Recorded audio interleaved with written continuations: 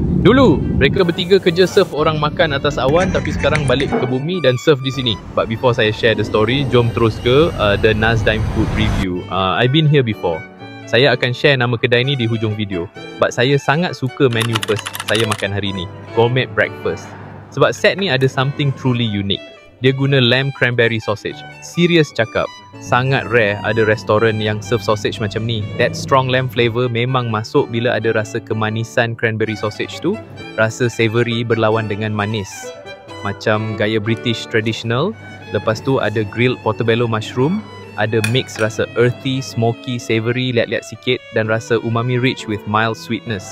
Ada juga streaky beef, fluffy scramble, fresh green. Dan dia ada baked tomato. Saya suka gila baked tomato ni. Sweet, sour and juicy.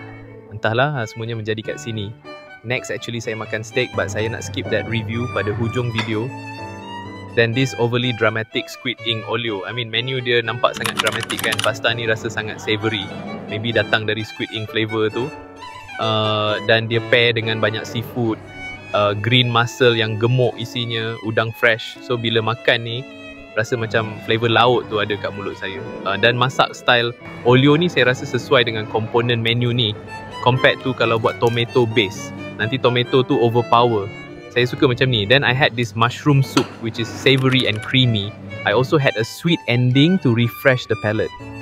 Pavlova yang cantik, soft center, balanced sweetness, light acidity from fruit and airy melt in mouth texture. Pandai saya berkata-kata. Saya end the night dengan a good sip of coffee. Love it. But actually saya datang lagi the next day. I was not happy dengan short steak saya. Pinggan merah tak kena dengan steak. So saya nak buat balik. Tapi owner kedai ni ajak saya, wife dan business partner datang lepak makan kat sini. So kami order baked salmon, carbonara linguine. So nama kedai ni Wan Serambi Cafe di Bukit Jelutong Shah Alam. But tak perlu nak terpesona dengan makanan kat sini. Ada something lebih hebat selain makanan. Saya tak pernah nampak satu kedai makan Melayu yang ada customer service sehebat Wan Serambi Cafe. Sebenarnya the three owner of this restaurant semua adalah ex-cabin crew airline. Seorang dari Emirates, dua orang dari MAS.